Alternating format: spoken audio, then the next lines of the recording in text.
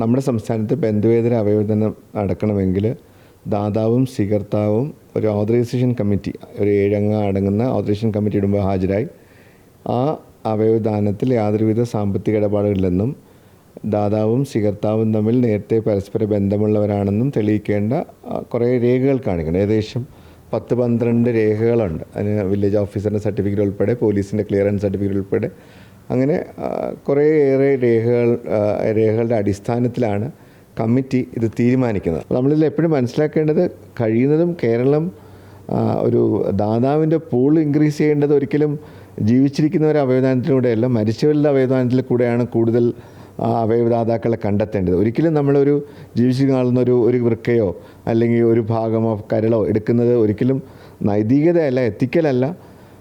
പക്ഷെ നമ്മളൊരു പ്രായോഗിക വശത്തിൽ മറ്റവരെ രക്ഷപ്പെടുത്താൻ വേണ്ടി ആരൊക്കെയോ ദാതാവാകുന്നു. പക്ഷേ അങ്ങനെയല്ല ചെയ്യേണ്ടത്. ICUകളിൽ മസ്തിഷ്ക മരണം സംശയിക്കുന്ന വ്യക്തികളെ വിദഗ്ധമായി പരിശോധിച്ച് മസ്തിഷ്ക മരണം നിർണ്ണയിച്ച് ബന്ധുക്കളുടെ അടുത്ത് അവയവദാനത്തിന് തയ്യാറാവണമെന്ന് ചോദിച്ച് അവിടുന്ന് കിട്ടുന്ന ദാതാക്കളെ കഴിയുന്നതും ഉപയോഗിക്കുകയായിരിക്കും എപ്പോഴും നല്ലത്. അങ്ങനെയാണെങ്കിൽ 2 വൃക്ക, കരൾ, പാങ്ക്രിയാസ്, ഹൃദയം, ശ്വാസകോശം എല്ലാ അവയവങ്ങളും ദാനം ചെയ്യാൻ പറ്റും. നമ്മുടെ കേരളത്തിലെ മരണനിരക്ക് നോക്കിയാൽ തന്നെ ഏകദേശം 4000 റോഡപകട മരണങ്ങളാണ് നടക്കുന്നത്. അതിലൊരു 500 മസ്തിഷ്ക മരണം സംഭവിച്ചാൽ തന്നെ, അതിലൊരു 10% സംഭവിച്ചാൽ തന്നെ, 10% ആൾക്കാർ ബന്ധുക്കൾ സംഭവിച്ചാൽ തന്നെ ഏകദേശം 100ഓളം അവയവങ്ങൾ നമുക്ക് എല്ലാവർക്കും കൂടെ കിട്ടും.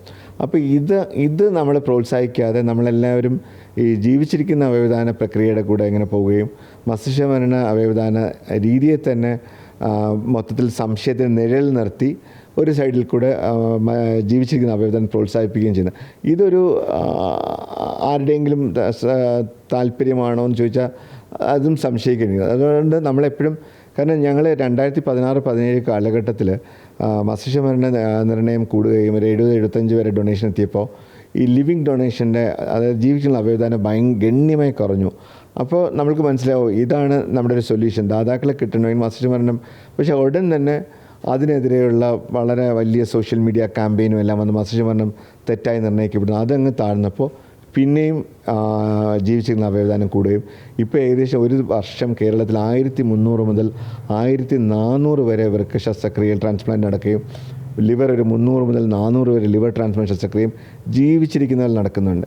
അപ്പോൾ മരിച്ചവരിൽ നിന്നോ വെറും 25 മുതൽ 50 ശസ്ത്രക്രിയ. അപ്പോൾ 1500 എണ്ണം ജീവിച്ചിൽ നടക്കുമ്പോൾ 50 ശസ്ത്രക്രിയയാണ് മരണാനന്തര അവയവദാനം. അപ്പോൾ ഇത് മാറി മറ്റുള്ള പാശ്ചാത്യ രാജ്യങ്ങളിൽ 90% മസ്തിഷ്ക മരണാനന്തര അവയവദാനവും 10% മാത്രമേ ജീവിക്കുന്ന അവയവദാനവും ആയാൽ മാത്രമേ നമുക്ക് ഈ പറഞ്ഞ ചൂഷണവും പാർശ്വവൽക്കരിക്കപ്പെട്ടവരെയും സമൂഹത്തിൽ സാമ്പത്തികമായി പരാധീനത അനുഭവിക്കുന്നവരെയും ചൂഷണം ചെയ്യാതിരിക്കാൻ പറ്റുള്ളൂ.